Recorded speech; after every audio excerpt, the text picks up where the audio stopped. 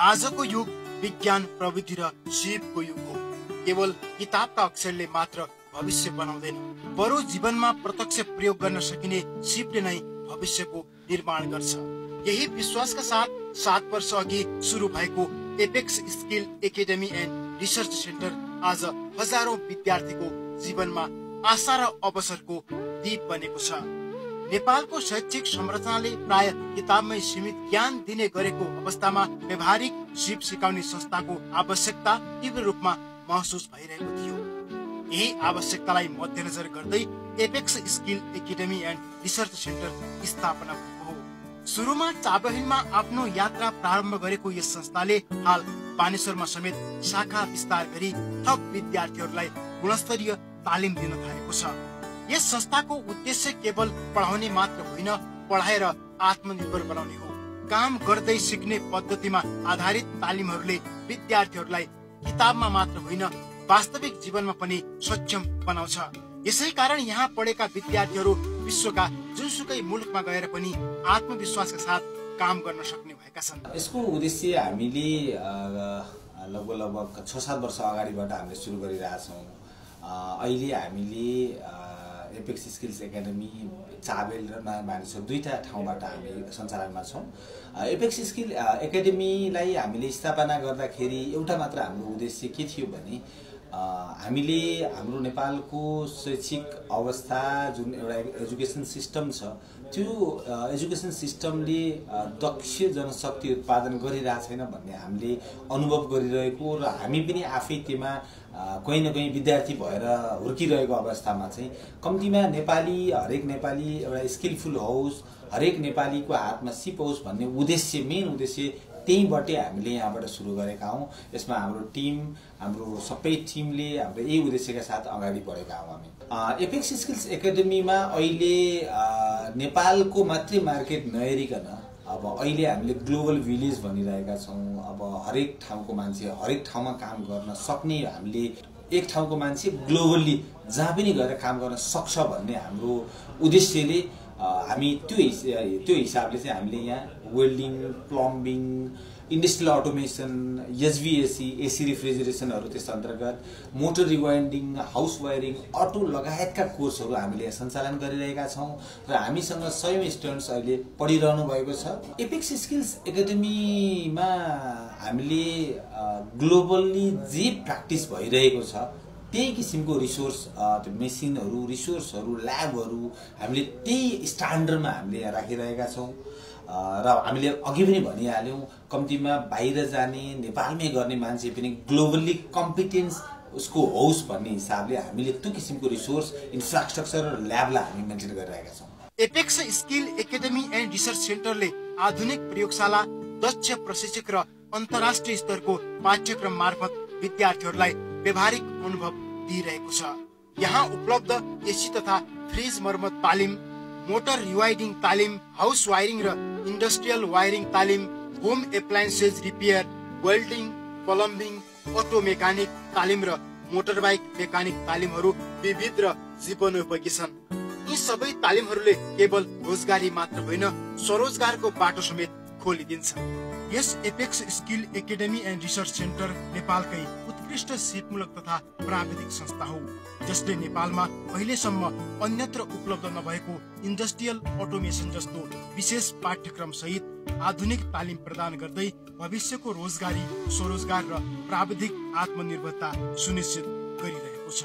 विशेष गरी apex skills एकाडेमीमा नेपालभरिबाट नै विद्यार्थीहरू आइरहनु भएको छ। काठमाडौँभन्दा बाहिर नेपालको सबै कुनाबाट अलमोस्ट मेरो विचारमा लाग्छ हामी 77वटा जिल्लाको विद्यार्थीलाई हामी पढाइसकेका छौँ। अहिले हामीले चाबेल र नयाँ बानेश्वर दुई ठाउँबाट हामीले सञ्चालन गरिरहेका छौँ। चाबेलमा हाम्रा केही कोर्सेसहरू छन् र नयाँ बानेश्वरमा केही कोर्सेसहरू छन्। नयाँ बानेश्वर हामी रिसेन्टली 1 वर्ष भयो हामी नयाँ बानेश्वरमा अर्को ब्रान्च एक्सपान्ड गरेको। त्यहाँनिर अलिकति हाम्रो भौतिक संरचना सानो भएको भएर यतापट्टि अलि वेल इक्विप्ड रिसोर्स सहित हामी नयाँ बानेश्वरमा अहिले सञ्चालन भइरहेका छौँ। हामीले हाम्रो मेन उद्देश्य हामीले अब सर्ट ट्रेनिङ कोर्सहरू सञ्चालन गरिरहेका छौँ। होइन 3 महिनाभित्रका कोर्सहरू हामीले सञ्चालन गरिरहेका छौँ र 3 महिनाभित्र कम्तीमा हरेक स्टुडेन्ट्सलाई यहाँ पढ्ने स्टुडेन्ट्सले कम्तीमा उसको हातमा सिप होस्, उसको एउटा आत्मविश्वास बढोस्, उसले केही सिकेर म यो गर्न सक्छु, म स्वदेशमा अथवा बाहिर कहीँ जाँदैछ भने पनि म यो स्किल्सले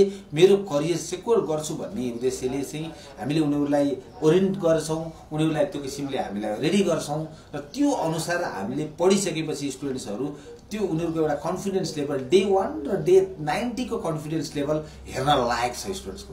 हामीले जुन उद्देश्यले एपेक्स स्किल्स एकाडेमी सञ्चालन गरिरहेका छौँ, जुन उद्देश्यले हामी यहाँसम्म पुग्छौँ भनेका छौँ, हाम्रो एउटा मात्र उद्देश्य के हो भने हरेक घर, हरेक परिवार सिपयुक्त होस्, हरेक हातमा सिप होस् भन्ने उद्देश्य नै हो।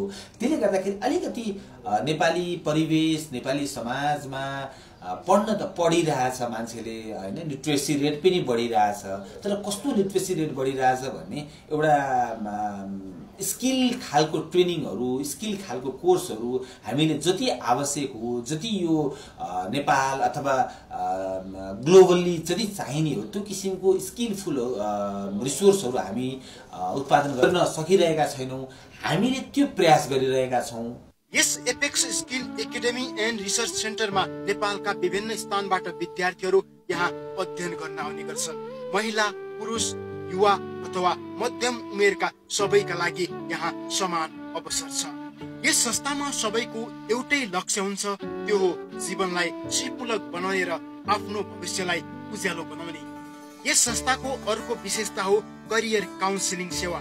यसमा विद्यार्थीहरूले कुनै क्षेत्रमा भविष्य बनाउन उपयुक्त हुन्छ भन्ने बारे विशेषज्ञ प्रशिक्षकहरूले सल्लाह दिने गर्छन्। यसरी यहाँ पढ्न आउने विद्यार्थीहरू तालिम मात्रै लिएर फर्किँदैनन्, बरु आफ्नो जीवनको दिशा नै पहिल्याएर फर्किने गर्दछन्। विद्यार्थीहरूको अनुभव नै Apex Skill Academy and Research सेन्टरको ठूलो सम्पत्ति हो।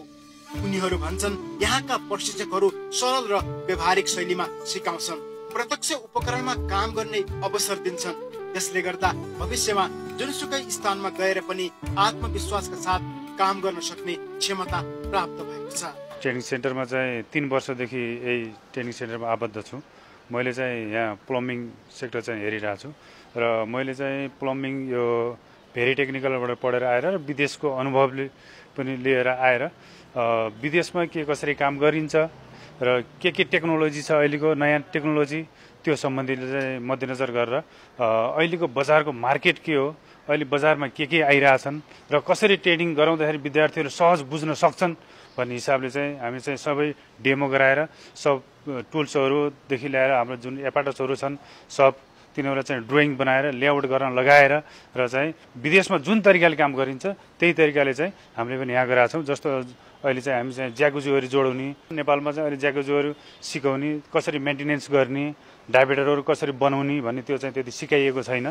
तर हामी कहाँ चाहिँ डाइभर्टरहरू भयो, सेन्सर ट्यापहरू भयो, ज्याकुजीहरू भयो, सबै बनाउन सिकाउने र विदेशमा जुन सिस्टम छ, ड्रइङ कसरी हेर्ने होइन, पाइप क्यालकुलेसन कसरी गर्ने भन्ने सम्बन्धी सबै कुराहरू चाहिँ यसमा चाहिँ यहाँ मैले चाहिँ सिकाउन पाएर म आफू पनि एकदम गर्व गरिरहेको छु, किनकि आफ्नो सिप चाहिँ मैले अरूलाई पनि सेयर गर्न पाएँ र यही सिप सिकेर यहाँ धेरै जसोले चाहिँ के पनि गर्नुभयो भन्दाखेरि बाहिरको युरोपियन कन्ट्रीहरूमा चाहिँ इन्टरभ्यू दिएर सजिलै पास गरेर चाहिँ अहिले धेरै जसो चाहिँ युरोपियन कन्ट्री पनि हुनुहुन्छ। अरूभन्दा पनि टेक्नोलोजी नै फरक छ, किन भन्दाखेरि अरूमा भन्दा चाहिँ यहाँ नयाँ किसिमको टेक्नोलोजी ल्याएर राखिएको छ। यहाँ ड्रइङबाट सब काम गराइन्छ, सब ड्रइङ हेर्न जान्न पर्ने भयो र चाहिँ ड्रइङ हेर्नलाई गाह्रो छ, के छ हामी नपढेकाले गर्न सक्दैनौँ गर्ने त्यस्तो पनि छैन। हामी सहज वातावरणबाट सजिलै तरिकाबाट कसरी बुझ्न सक्छन् विद्यार्थीले त्यो हिसाबलाई हेरेर चाहिँ हामीले चाहिँ नपढेको पढेको सबैलाई चाहिँ समान रूपले हेरेर चाहिँ अगाडि बढाउने गर्छौँ। यहाँको दक्ष तथा अनुभवी सरबाट सिक्न पाएँ होइन, राम्रो स्किल रहेछ, राम्ररी सिकाउनु हुँदो रहेछ।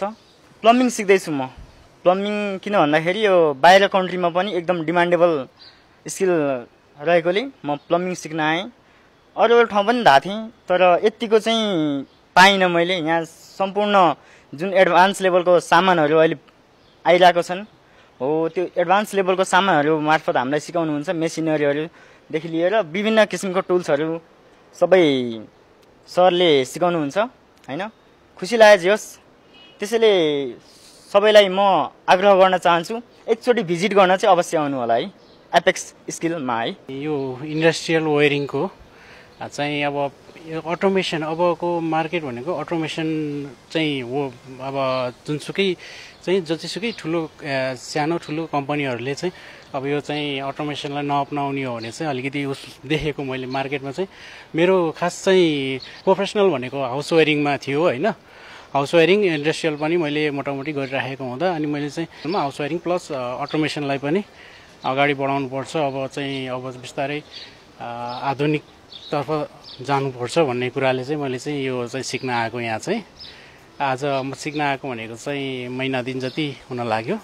मैले यहाँ चाहिँ विभिन्न किसिमको चाहिँ अब अटोमेसन के रहेछ भन्ने कुरा चाहिँ धेरै कुराहरू चाहिँ अब यही इन्स्टिट्युट मार्फत सिक्दैछु भनौँ है। यहाँ चुज गर्नुको कारण भनेको चाहिँ एउटा चाहिँ यस्तो हो, धेरै ठाउँमा बुझियो पनि अरू ठाउँमा पनि गएर बुझियो होइन। अब मेन चाहिँ अब मान्छेहरूले सिधै बुझ्दाखेरि एकदम पहिलो कुरो त रिस्पोन्सै बुझ्छ होइन। यहाँ आएपछि के कस्तो हुन्छ उहाँहरूसँग कन्सल्ट गर्दाखेरिको रिस्पोन्स हो, प्लस त्यही रिस्पोन्स अनुसारको चाहिँ कोर्स पनि राम्रो लाग्यो क्या मलाई चाहिँ यहाँ चाहिँ सुरुबाटै होइन।